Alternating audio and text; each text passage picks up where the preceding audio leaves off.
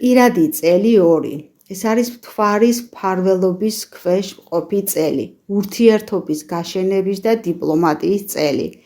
დადებით ფსიქოემოციურ მდგომარეობაში გექნებათ დიპლომატიის ენერგია.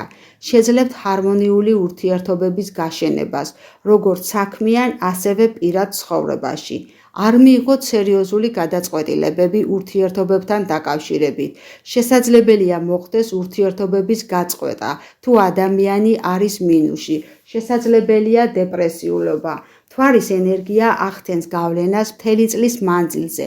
საჭიროა გაუგოთ ადამიანებს, გამოვავლინოთ დიპლომატია, მინუსში შესაძლებელია ვიგრძნოთ დეპრესიულობა, სურვილი გავწყვიტოთ ურთიერთობები.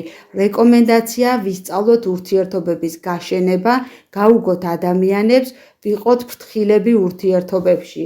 შესაძლებელია გქონდეს ეჭვები და ყოყმანი გადაწყვეტილების მიღებისას. გამოიყენეთ ანალიზი და აიღეთ თქვენ თავზე პასუხისმგებლობა.